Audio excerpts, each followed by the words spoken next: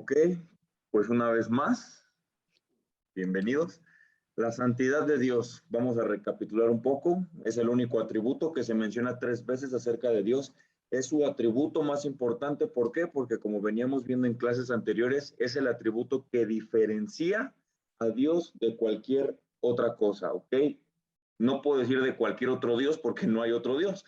Entonces, es lo que lo hace a él diferente de cualquier otra cosa que existe. Recuerden que la palabra santo significa esencialmente apartado. Él es apartado, apartado, apartado. No hay nadie como él.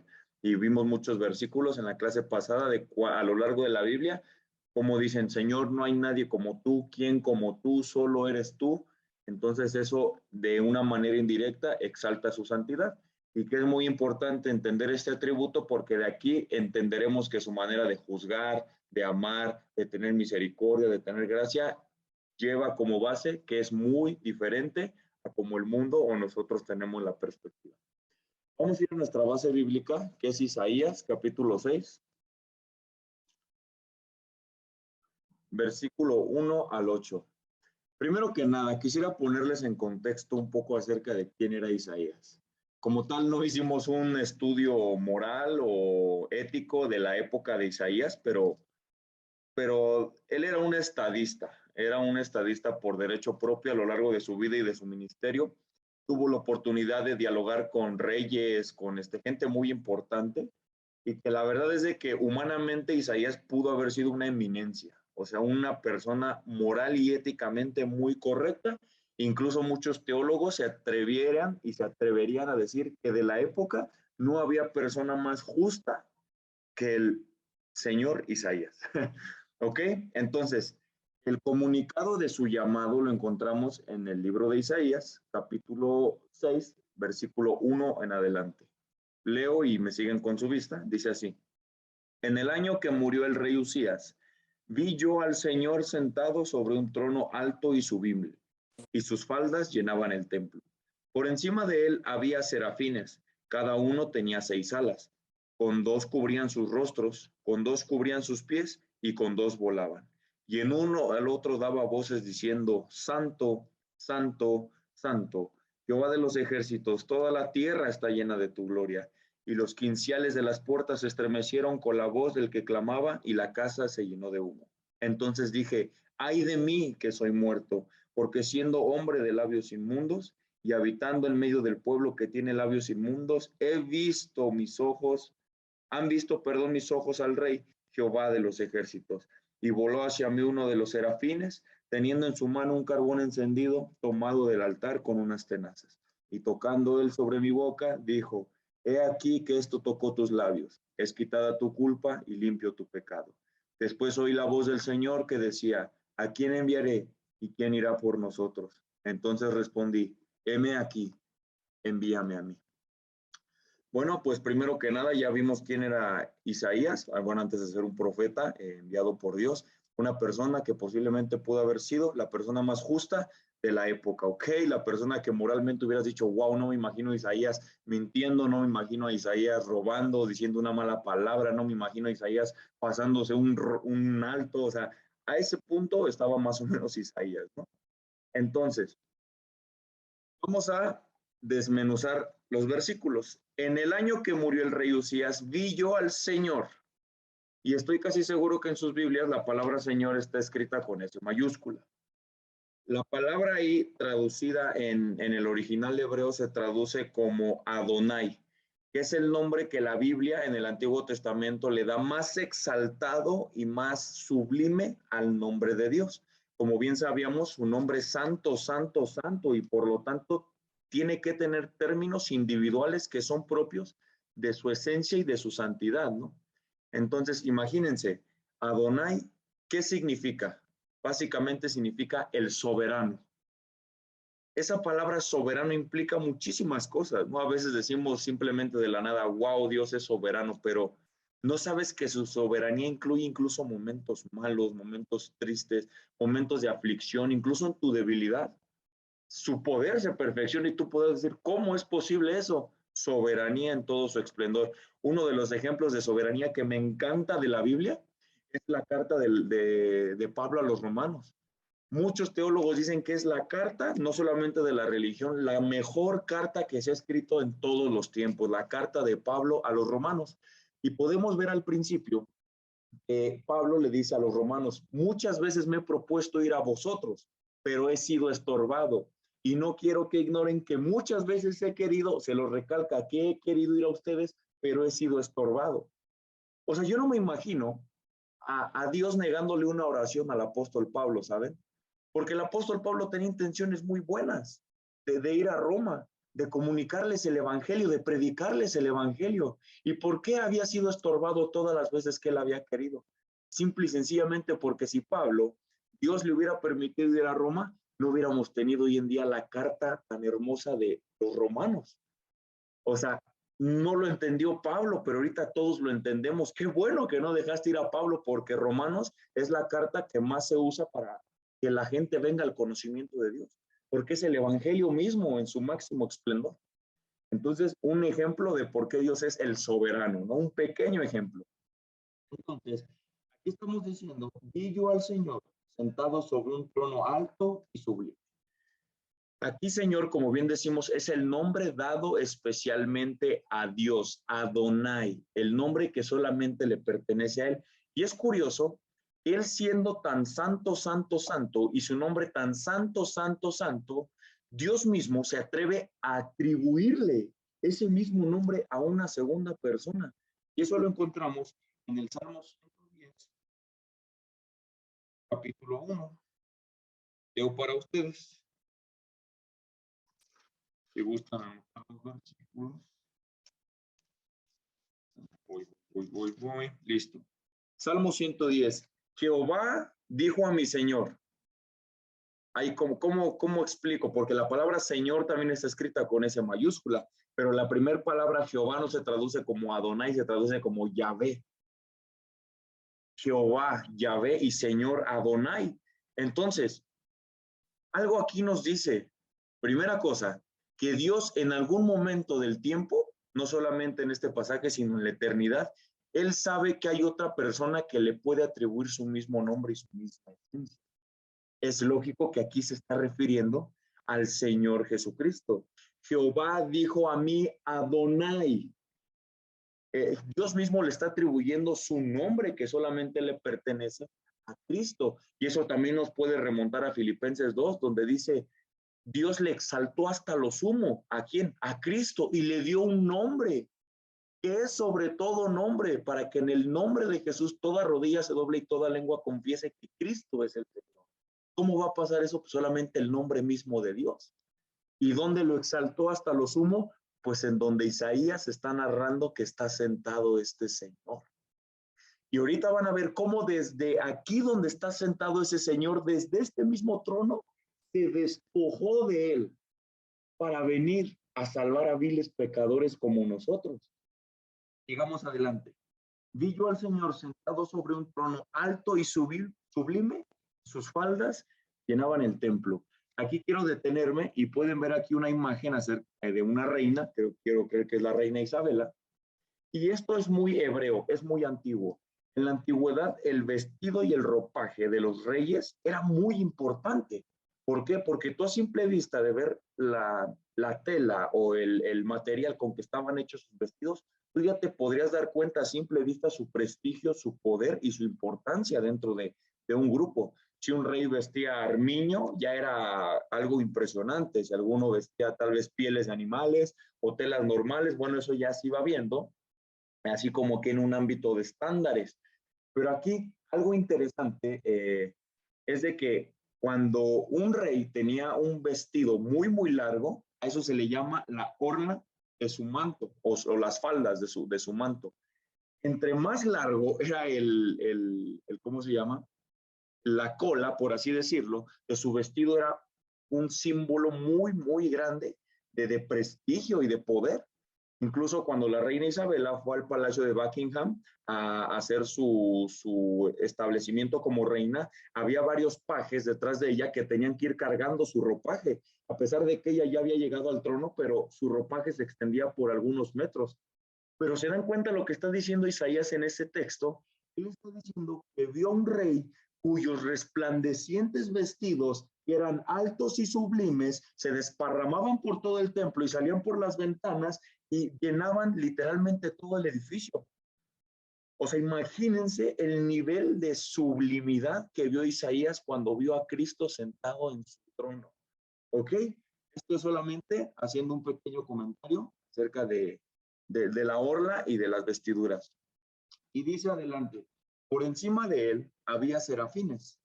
Cada uno tenía 6 alas. Con 2 cubrían sus rostros, con 2 cubrían sus pies y con 2 volaban.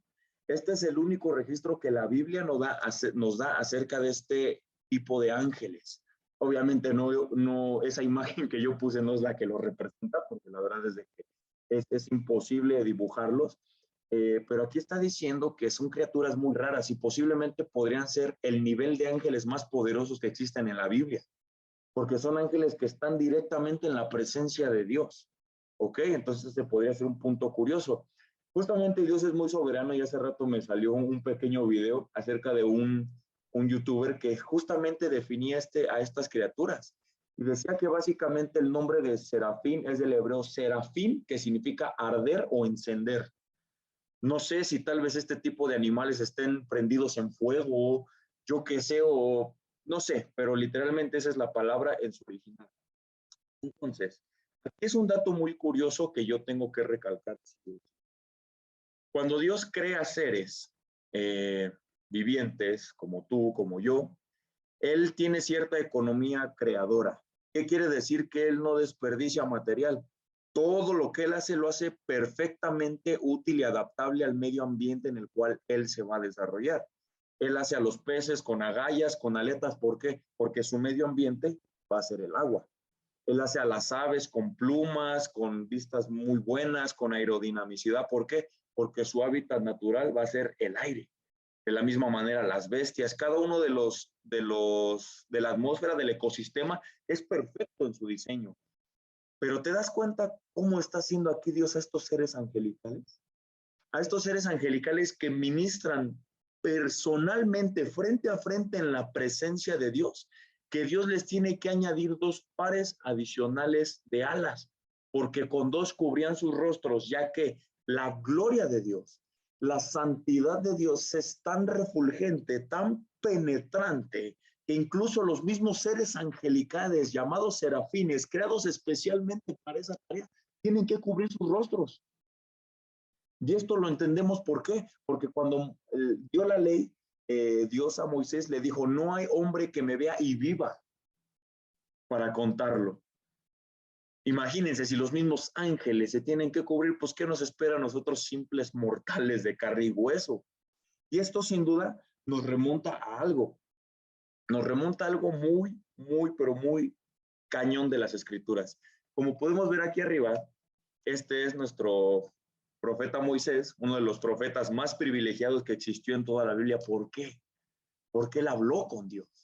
Para ponerlos en contexto, sucedió esto. Estaba el monte, si no mal recuerdo es el monte Sinaí, donde Moisés había subido porque le iban a ser entregadas las tablas de la ley, escritas por la misma mano de Dios. Entonces, ¿qué pasó? Cuando se acercaron el pueblo de Israel al monte, dice que la gloria de Jehová bajó como nube en la montaña y la llenó de humo. Entonces el pueblo de Israel tuvo miedo, tuvo pavor y le dijo a Moisés, ve tú, habla con Dios. Nosotros nos quedamos aquí. Pues Moisés, como buen profeta de Dios, pues Moisés fue. Pasaron días y Moisés no bajaba. El pueblo decía, ¿qué está pasando? La ira de Dios se tragó a nuestro profeta. Dios está enojado, ha matado a nuestro profeta. Porque el pueblo de Israel sabía lo que estaba haciendo, se había inclinado a ídolos.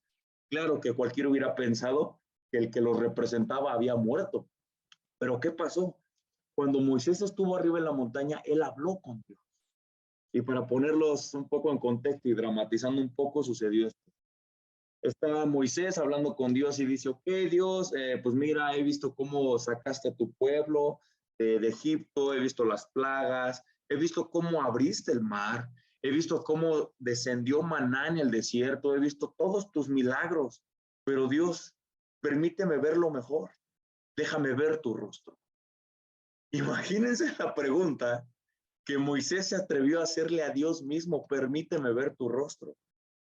Y Dios le dijo, "Oh, Moisés, pues, ¿cómo te lo explico? Ya deberías haber aprendido. O sea, ya te dije que no hay hombre que me vea y viva para contarlo. Pero mira, vamos a hacer esto. Voy a labrar un pequeño hoyo en una piedra y tú te vas a meter ahí.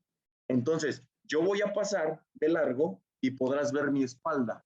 En hebreo lo llama las caderas de Jehová. ¿Y qué pasó?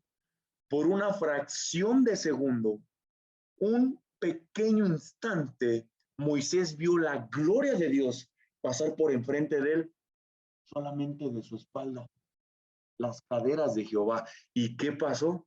Cuando Moisés baja del monte, el pueblo ve esta sombra que se va acercando y empiezan a hacer fiesta.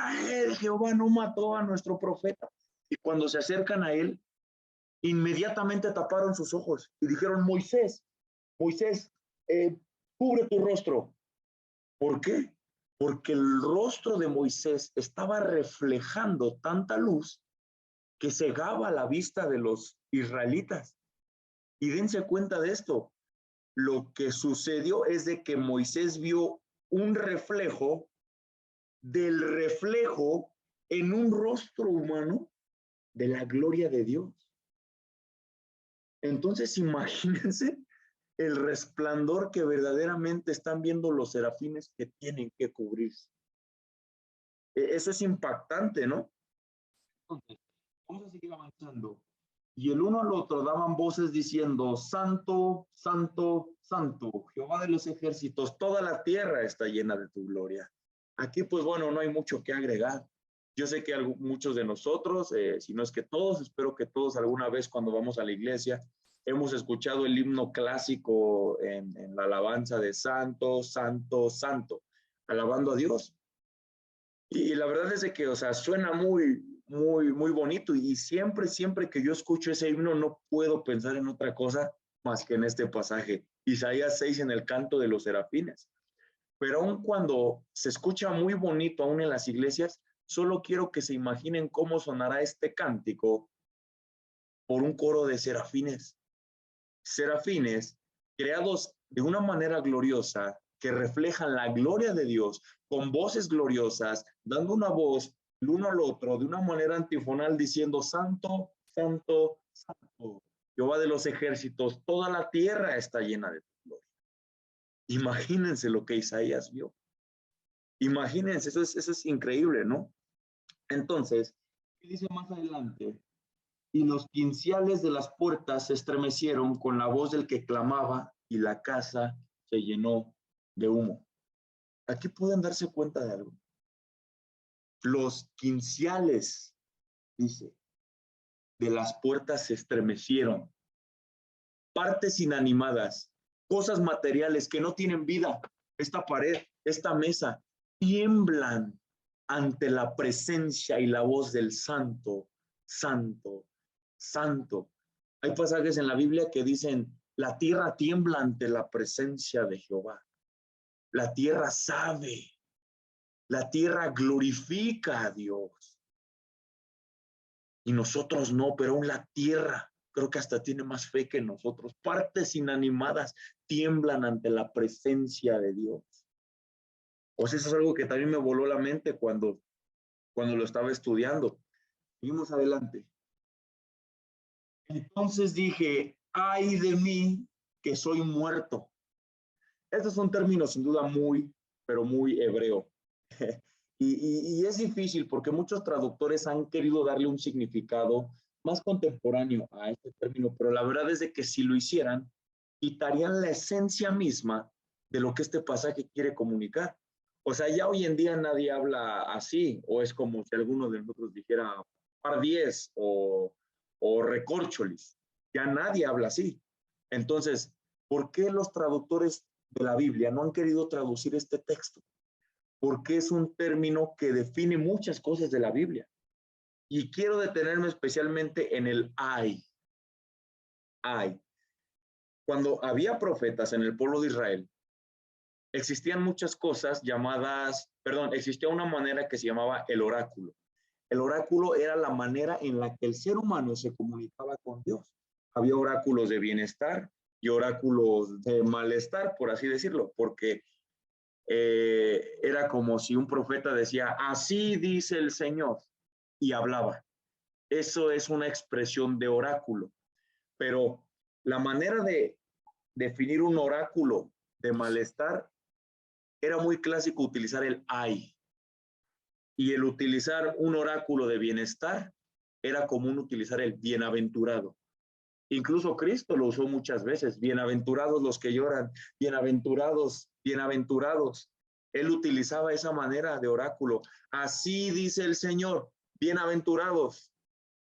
Pero aquí el ay significa algo malo y un término muy feo, o sea, hasta incluso de condenación. Les voy a poner un ejemplo.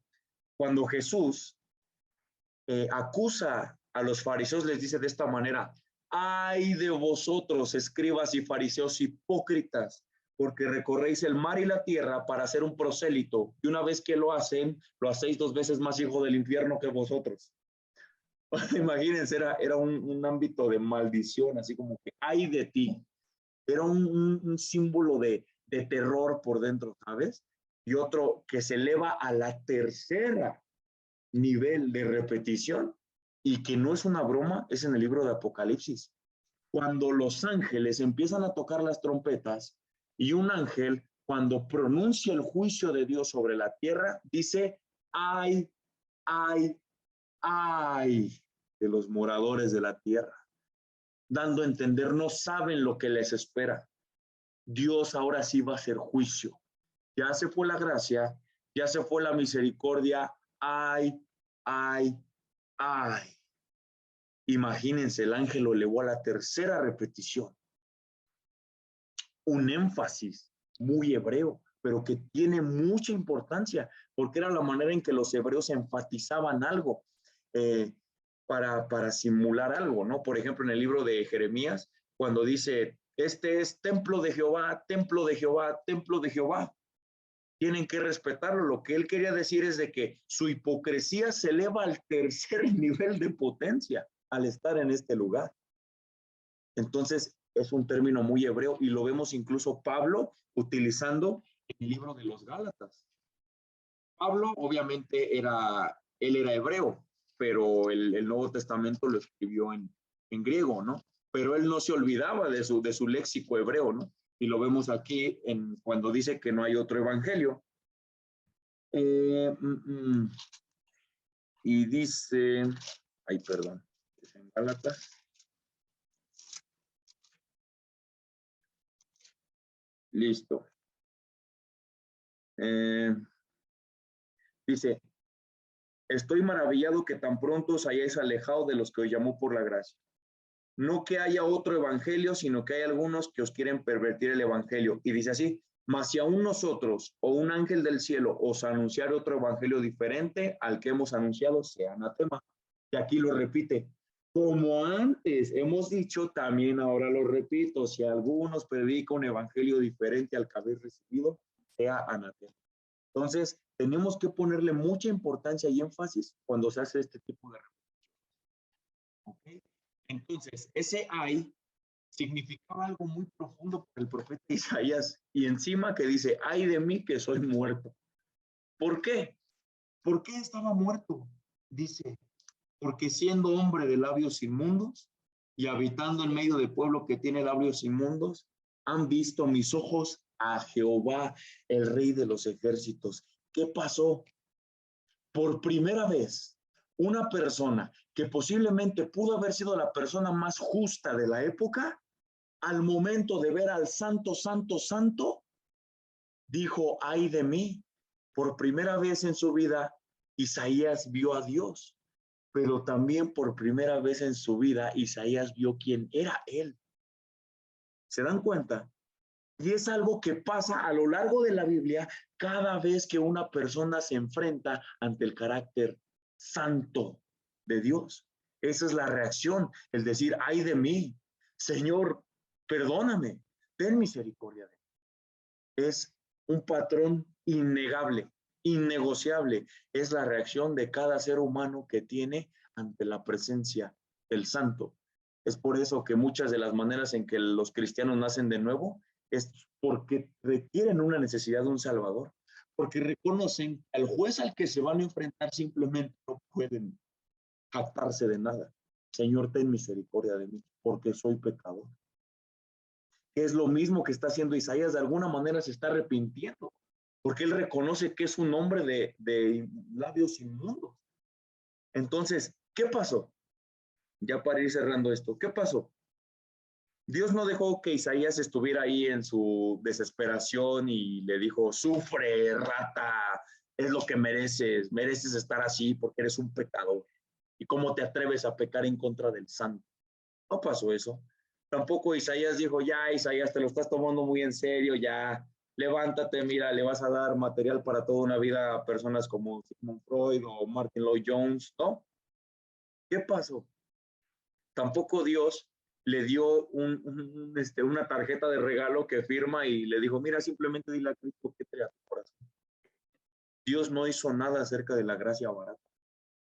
Dios sabe que la gracia tiene un precio y es tu vida, todo. Como dice Jesús, cualquiera que venga en pos de mí, niéguese a sí mismo, tome su cruz y sígame. Eso no es gracia barata y lo vemos incluso desde el Antiguo Testamento. Siempre ha sido por un precio y el precio es tu vida. Entonces, aquí vemos que ¿qué pasó? ¿Qué hizo Dios? No hizo nada de lo que les estoy comentando. ¿Qué pasó? Voló hacia mí uno de los serafines teniendo en su mano un carbón encendido tomado desde el altar con una tenaza.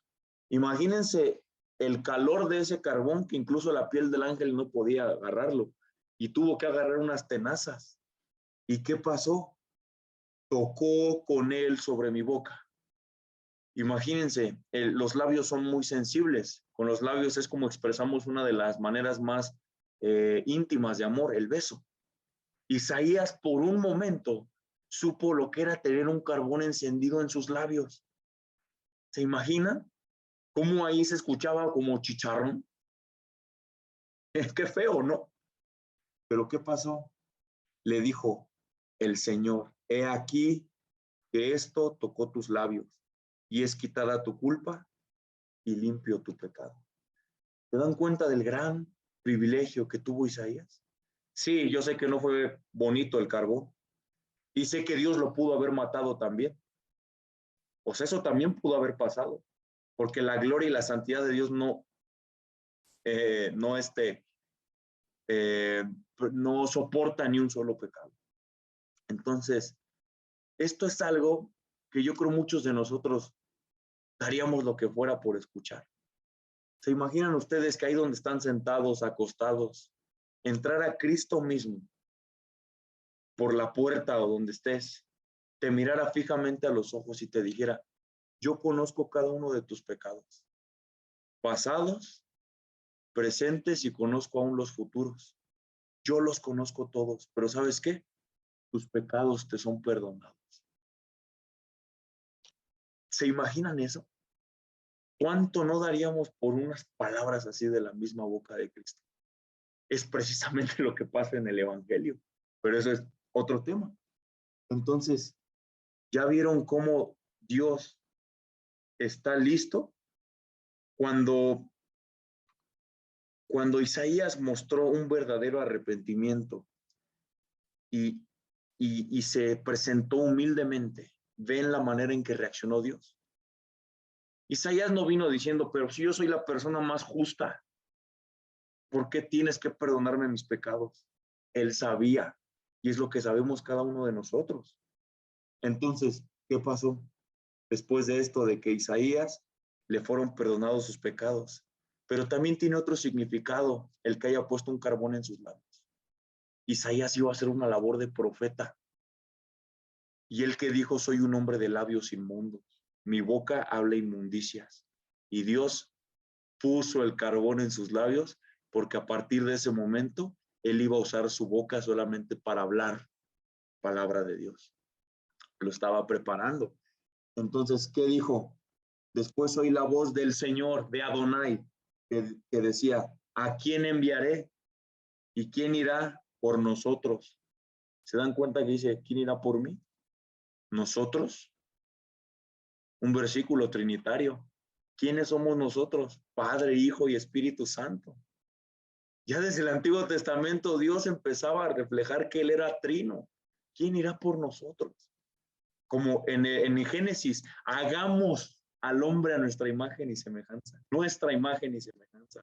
Padre, Hijo, Espíritu Santo. Y aquí también lo dice, ¿a quién enviaré y quién irá por nosotros? ¿Y qué dijo Isaías? Heme aquí, envíame a mí. Imagínense. Eso es algo que tenemos que decir constantemente en nuestras oraciones. No solamente heme aquí, envíame a mí, sino Señor, primero prepárame para lo que tú me quieras enviar. Entonces, Isaías mostró un verdadero arrepentimiento al sumarse a las filas de Dios para comenzar su ministerio. Y termino con esta frase: el costo del verdadero arrepentimiento es muy doloroso. El verdadero arrepentimiento es sincero delante de Dios, pero cuando vamos con humildad y sinceridad, rostro a tierra, como lo hizo Isaías, Dios está listo para perdonar, para limpiar y para enviar. ¿Ok? Eso es básicamente con lo que yo me quedo en esta parte. Y mi amorcito les va a seguir dando ejemplos de cómo Dios, en su inmensa santidad, es capaz de hacer lo impensable para nosotros y que es verdaderamente terrorífico. ¿Ok? Entonces los dejo con mi amorcito. Gracias, amor. Wow. A veces uno como que lamentablemente no analiza ante qué Dios estamos, y lo comentábamos la semana pasada, pero este tipo de cosas es lo que uno necesita conocer para literalmente saber ante quién estamos. Al ver todo lo que Amaury comentó, podemos darnos cuenta que un encuentro con la santidad de Dios siempre es una experiencia traumática. ¿Qué pasó con este Isaías? Fue traumático. Había temor en él. ¿Qué pasó con Moisés? Con la gente que estaba ahí alrededor y que decía, no, sube tú, yo no puedo.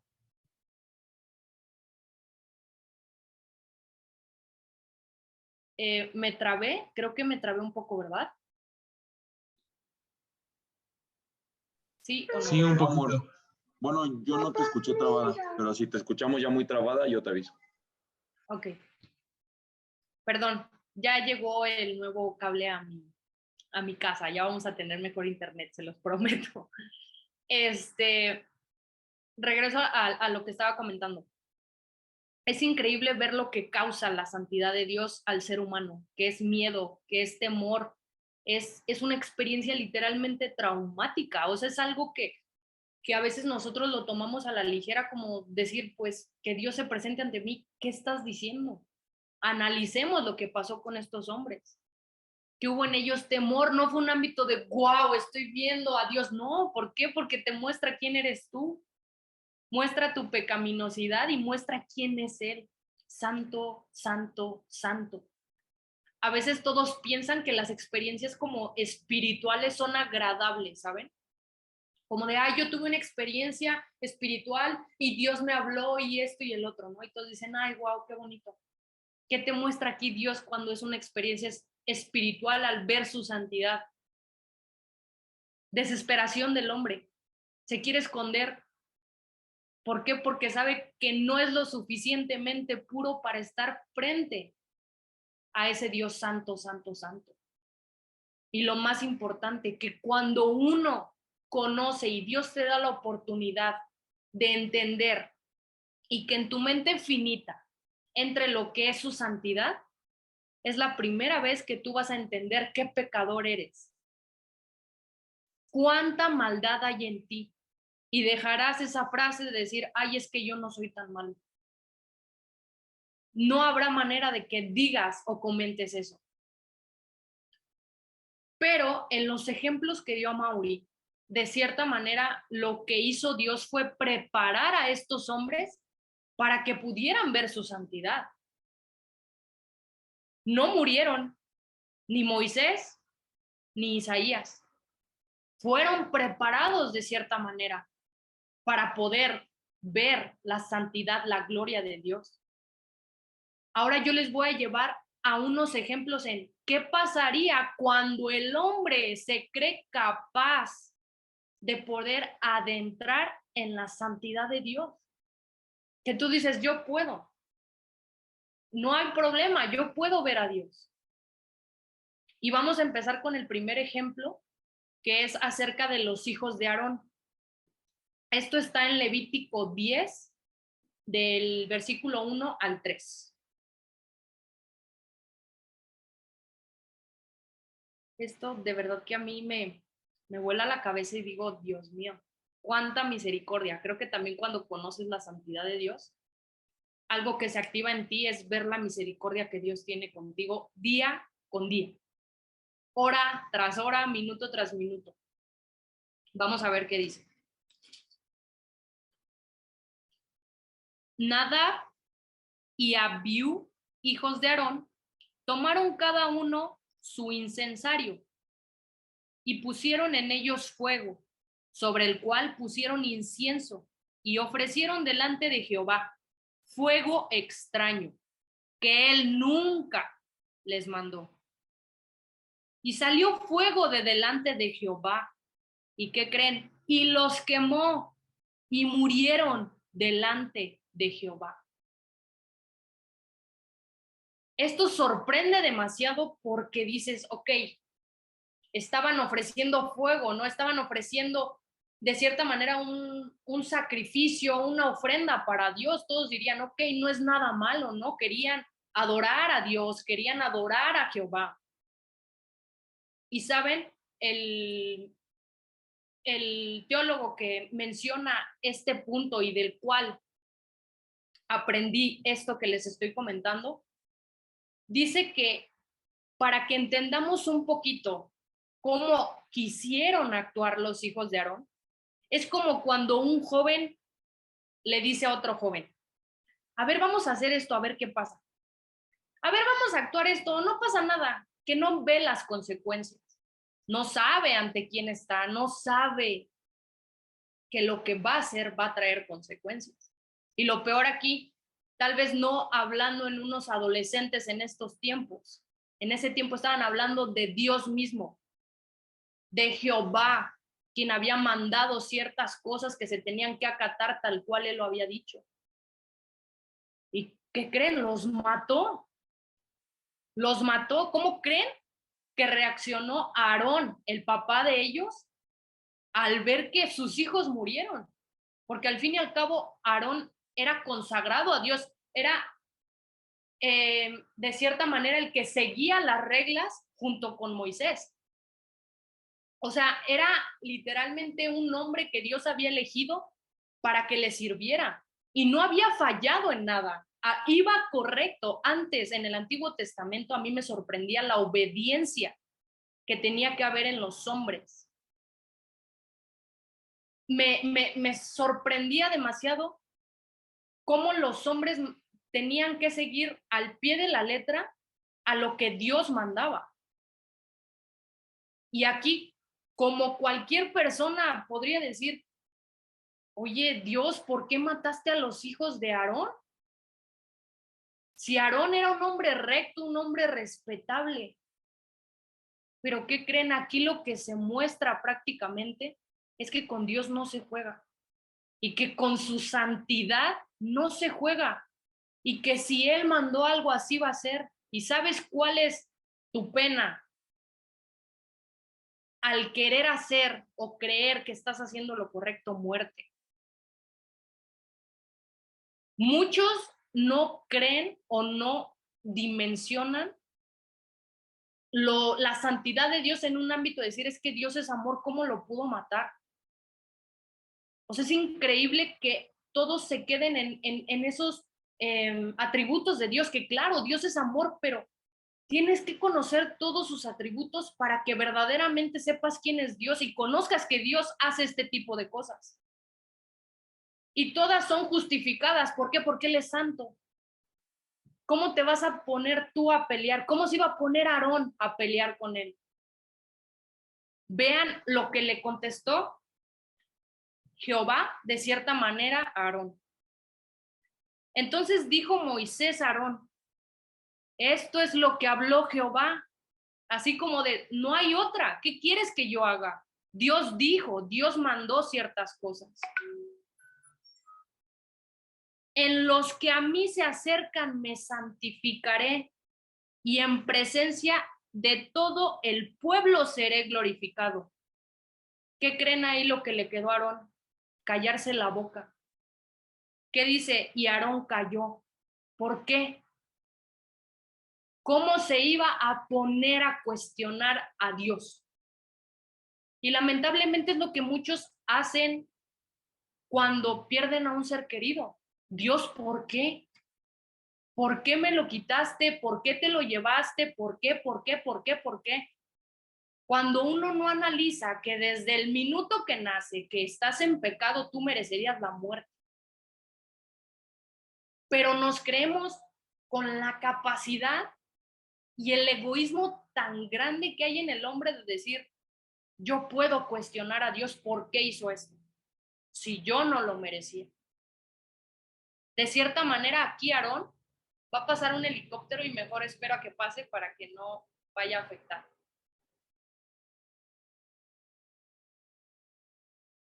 No se escucha, amor. ¿No? Es que luego sí hay mucha interferencia, perdón. Regreso a lo mismo.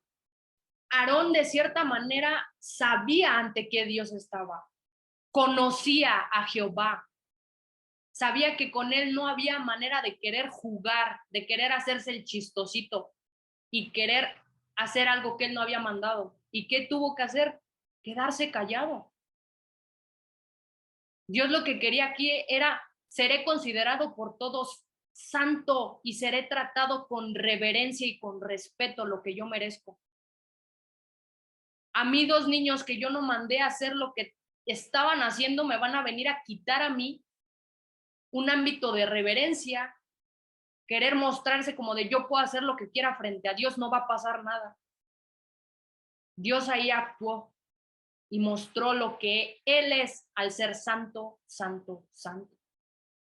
Y este no es el único ejemplo. El ejemplo con el que ahora voy, yo creo que es el que más me ha impactado en el ámbito de ver lo que es la santidad de Dios. Vamos a hablar acerca de Usa. Quiero ponerlos primero un poquito en contexto.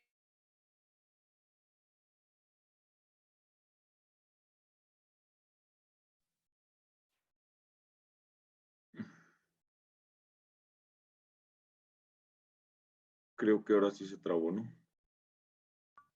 Sí. Sí, no se escucha.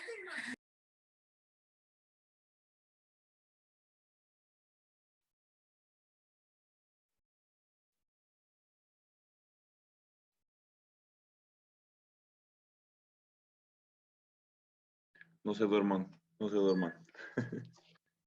¿Ya me escuchan? Ya, amor, creo que ya. ¿Ya? Perdón, yo creo que fue el helicóptero. Me robó Listo. señal.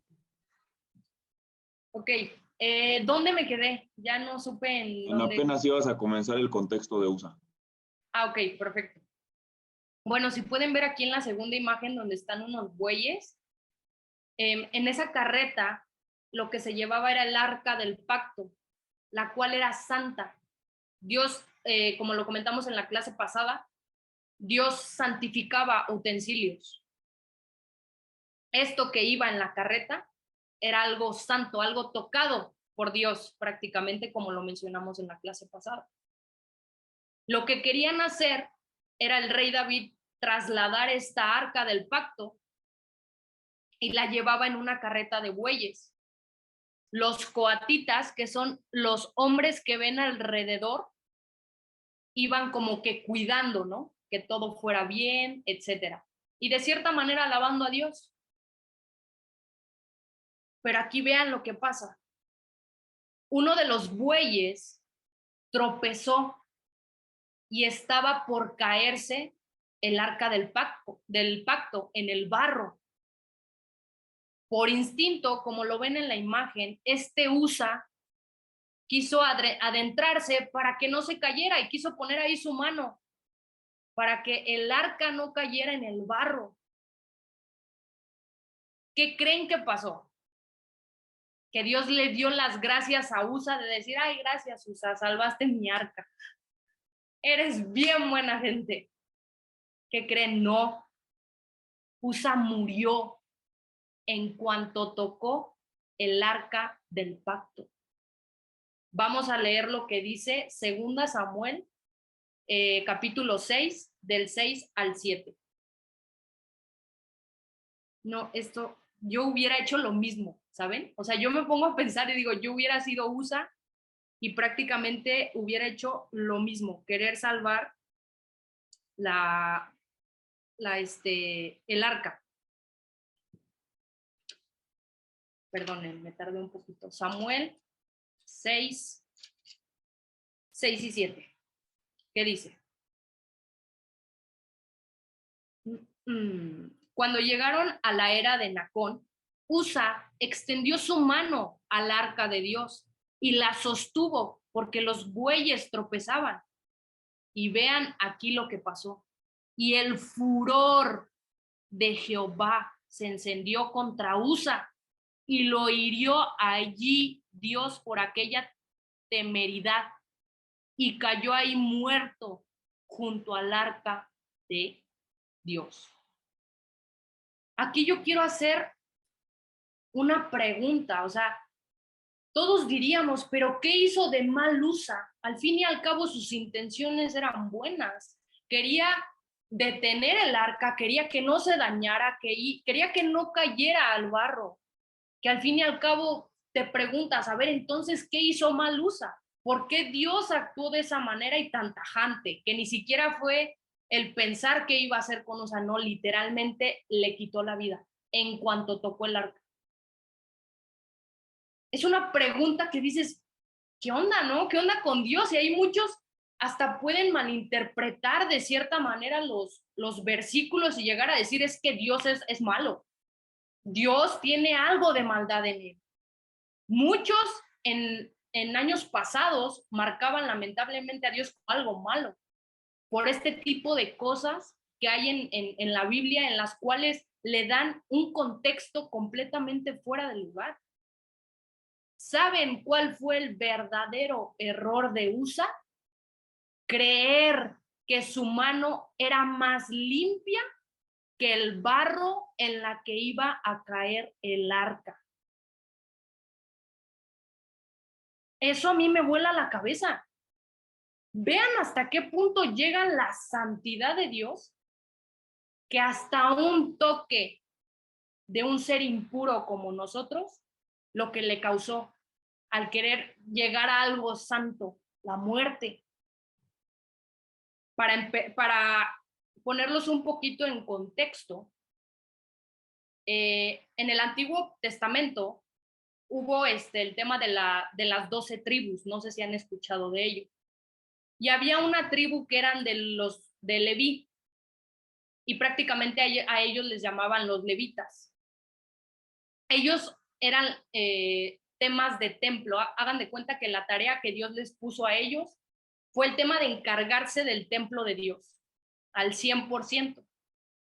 Y a Coat, que era uno de los hijos de Leví, los separó a todos los hijos de Coat y les dio la tarea de cuidar las cosas sagradas de Dios, las cosas que él había santificado. Y vean la manera en que Dios veía un ámbito de decir, esto es santo y necesita una preparación perfecta porque si no todos van a morir. Y si no siguen todo al pie de la letra, morirán. Era algo tan, ¿cómo decirlo? Tan específico lo que tenían que hacer, que los entrenaban desde la niñez. Desde la niñez le tenían que mostrar todo el proceso que llevaba el tener y el adaptar y el llevar, etcétera, las cosas santas. ¿Y saben cuál era el principio que les enseñaban a esos niños? Y el cual no tenía ninguna negociación. era que nunca, nunca, nunca toques el trono de Dios. Nunca, nunca toques el trono de Dios. Prácticamente lo que Dios les dijo, si lo tocas vas a morir. Regresamos a la pregunta, para ustedes, ¿qué hizo mal Usa? La respuesta, creer que sus manos estaban menos contaminadas que el barro en el que iba a caer el arca. Y vamos a analizar esto que a mí de verdad me voló la cabeza. Ustedes dirían, pero el barro se iba a ensuciar. La tierra estaba siendo más obediente que un hombre. ¿Por qué? Porque la tierra al mojarse se hace barro y la tierra y el barro al secarse vuelve a ser tierra prácticamente. ¿Qué hace? Lleva los mandatos de Dios conforme a lo que Dios le dijo que iba a hacer. Si Dios dice, la tierra se hace barro, la tierra se hace barro. Si Dios dice, la tierra sigue siendo tierra, la tierra sigue siendo tierra. No hay manera de que la tierra se rebele en contra de Dios. Es increíble ver cómo aquí muestra Dios que hay hasta ciertas cosas, como bien lo decía Amaury, que no están vivas, que no hay manera de decir esto tiene mente propia, que respetan más las leyes de Dios que nosotros siendo humanos. Y aquí que se muestra literalmente eso. Usa era un pecador. Usa era una persona sucia. ¿Y qué creen? El barro era más limpio que la mano de Usa. Aquí no terminamos. Si esto no es suficiente, vamos con este último ejemplo. La santidad de Jesús. Primero que nada, quiero hablar de las veces en que han querido como que denigrar a Jesús en un ámbito de querer bajarlo de posición. A veces creen que Jesús no es Dios y que lo toman como hijo de Dios y tiene ciertas cualidades de Dios, pero no es Dios. No. Dios es santo, santo, santo. Jesús es santo, santo, santo. ¿Por qué? Porque es Dios. Es increíble y de verdad que me molesta como no se imaginan que a veces veo en redes sociales memes acerca de Jesucristo, que utilizan el nombre de Jesús como cualquier cosa. Lo toman como un humano más, sin analizar que Él es Dios mismo, hecho carne, y que su santidad es la misma que Yahweh, es la misma que Elohim, es la misma esencia. No hay manera de decir es que Jesús tiene ciertas cualidades y Yahweh y Jehová otras. No, es lo mismo, es Dios, es Dios. ¿Qué causa lo santo? Como lo había hablado Amaury, causa temor, causa el querer escondernos, causa el querer alejarnos, pero lo más importante aquí, la santidad de Dios muestra quiénes somos nosotros verdaderamente y muestra quién es Dios. Vamos a Marcos 4:35.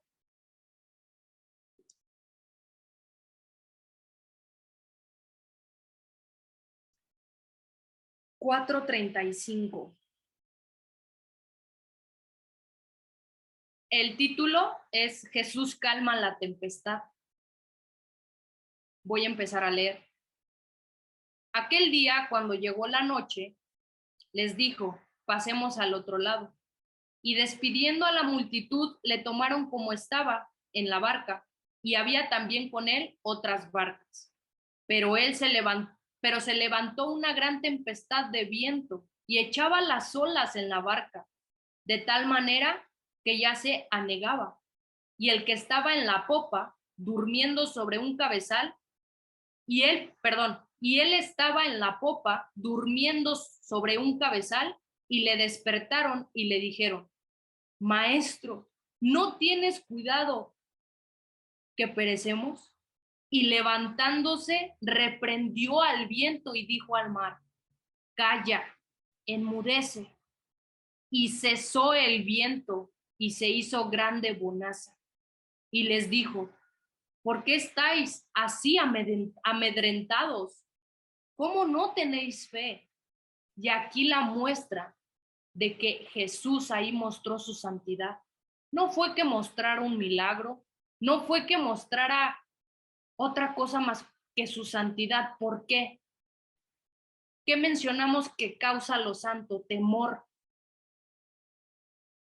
Lo santo que también es algo único, algo que no se ve, algo que no entiendes, algo que dices, esto nunca lo había visto.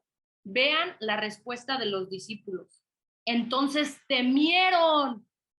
Muchos pudimos haber dicho: wow, Jesús calmó todo, hacer fiesta, hacer bulla, pero no. Jesús aquí mostró su santidad, que en ellos lo que hubo fue temor. Y dijo: entonces temieron con gran temor y se decían el uno al otro: ¿quién es este que aún el viento y el mar le obedecen? Aquí Jesús mostró su santidad. ¿Por qué? Los discípulos temieron al ver la santidad de Jesús, al ver que Él es único en su clase, que no hay nadie como Él. Literalmente lo dijo: ¿quién es este? No hay manera de encontrarle algo que se parezca a. Es único. Estaban frente al santo. Vamos a otro ejemplo. Lucas 5:8.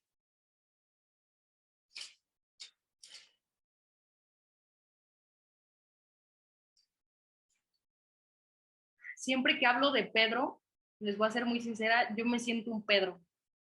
Soy bien torpe a veces y digo, Pedro y yo seríamos mejores amigos, porque literalmente he tropezado y la he regado como él. Vamos a leer lo que dice Lucas 5:8. Pero les voy a poner un poquito en contexto. Prácticamente el tema que aquí marca es la pesca milagrosa. Hagan de cuenta que estaban los discípulos pescando y pues prácticamente no habían agarrado nada, literalmente nada. Entonces Jesús le comenta a Simón, Pedro, dice: boga mar adentro y echa vuestras redes para pescar. Y vean lo que le contesta Pedro: Maestro, toda la noche hemos estado trabajando y nada hemos pescado, mas en tu palabra echaré la red. Y vean lo que pasó. Y habiendo hecho, encerraron gran cantidad de peces y su red se rompía. Entonces hicieron señas a los compañeros que estaban en la otra barca para que viniesen a ayudarles, y vinieron y llenaron ambas barcas de tal manera que se hundían. Y regresamos a lo mismo. Jesús, ¿por qué aquí mostró su santidad? Vean lo que causó en Pedro. ¿Qué le dijo Pedro? Cayó de rodillas ante Jesús diciendo: apártate de mí, Señor, porque soy hombre pecador.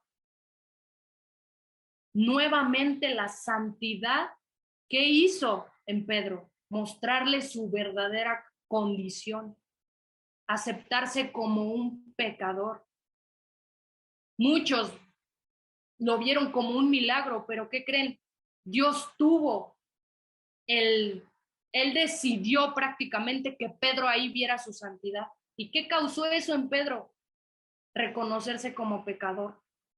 ¿Y qué le decía? Apártate de mí, Señor, porque tú eres santo, santo, santo. Yo estoy impuro, yo soy sucio, soy un pecador. Estaba reconociendo quién era él, quién era Dios mismo y quién era Pedro, un pecador como todos nosotros. Y saben, muchos estamos como Pedro, diciéndole a Jesús, vete, vete porque me haces sentir incómodo, porque me muestras quién soy, porque me muestras mi maldad, me muestras hasta qué punto yo puedo llegar en que mi mente piensa cosas que digo, no merezco ni que me voltees a ver. Pero ¿saben qué nos regala estas dos clases que tuvimos? Que toda persona que desea ese arrepentimiento verdadero necesita que Dios le muestre su santidad. Les voy a poner el ejemplo. Yo toda mi vida viví diciendo, no soy tan mala, no soy tan mala, puedo irme al cielo, no soy tan mala. Cuando Dios, en su infinita misericordia y en su infinita gracia, decidió quitarme esa venda que yo tenía y mostrarme quién era Él, fue la primera vez que yo me vi como una total pecadora, como una total mujer que había pasado su vida escupiéndole a Dios en la cara. Iba en contra de todo lo que Dios decía.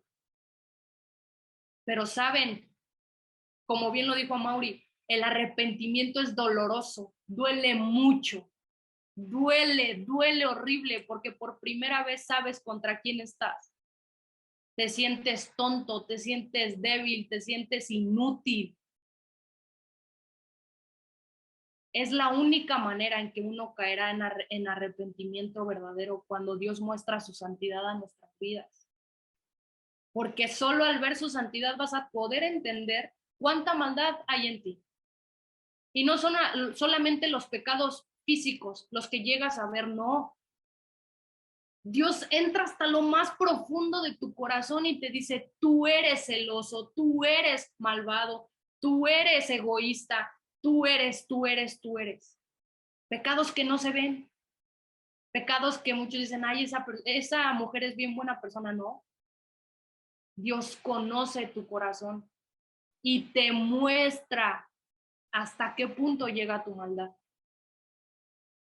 Así que si yo pudiera decirles algo, es que en sus oraciones, si desean ese verdadero arrepentimiento, que es el primer paso para ser salvos, es que rueguen en oración, Señor, muéstrame tu santidad. Señor, muéstrame tu santidad para ver quién soy yo verdaderamente, porque he vivido engañado todo este tiempo, creyendo que no debo nada a nadie, creyendo que llevo una vida correcta, creyendo que lo que hago está bien, pero ¿sabes qué? Tal vez está bien ante los ojos de los hombres, pero vete ante Dios, que Dios te marca en todo tu corazón y lo conoce perfectamente. Ahí está lo difícil. Los invito a que anexen eso a sus oraciones. Será la única manera en que ustedes literalmente digan, Señor, te necesito un Salvador. Yo no me puedo salvar solo. ¿Cómo una persona tan sucia, tan podrida, puede salvarse así solo? Soy sucia, soy pecadora. Por esta parte yo cierro y dejo a mi amorcito en el ámbito de la conclusión. Y doy gracias a Dios porque nos haya permitido darles estas clases y que obren sus corazones, de verdad. Ruego al Señor. Gracias, amor. Bueno, pues básicamente la pregunta o la conclusión es una reflexión y es de si estamos listos para presentarnos frente al juez santo, santo, santo. Y aquí yo hice algunas notas y quisiera comentarles. Y dice así, el verdadero misterio de la iniquidad, el real rompecabezas, no es que un Dios santo y justo deba ejercer justicia, ya que no hay nada de malo que un Dios así castiga a criaturas desobedientes. O sea, eso no es el misterio. El misterio no es de que Dios tenga razones para matarnos todos los días, porque eso es más que evidente. El verdadero misterio es por qué Dios de generación en generación tolera criaturas rebeldes que cometen traición cósmica en contra de su santidad y que fue establecido desde el Génesis Todo se dijo desde la creación y el hombre no tiene excusa. El día que comas del fruto morirás. Nosotros deberíamos morir todos los días. Y eso me trae a la mente versículos como, a ver, explíqueme el versículo de a Jacob amé y a Esaú aborrecí. A ver, ¿qué es lo que no entiendes? A ver, ¿cómo es que aborrecía a Esaú? Ah, eso yo lo entiendo. Pues claro, pues lo aborreció, era un pecador. Lo que yo no entiendo es cómo amó a Jacob. Esas son las verdaderas preguntas que nos tenemos que hacer y contemplar toda la gloria de Dios en sus atributos. O sea, lo impactante no es de que Dios mate a muchos, porque sí a muchos le tienen miedo al Dios del Antiguo Testamento. Vean cuántas veces en el Antiguo Testamento se escucha el furor de Jehová, la ira de Jehová, mató, aniquiló, sacrificó y dególlenlos delante de mi presencia. A falsos profetas, a falsos dioses, a los profetas de Baal, vayan y mátenlos a todos. O sea, eso no es lo que sorprende.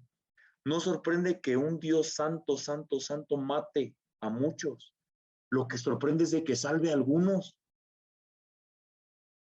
¿Se dan cuenta?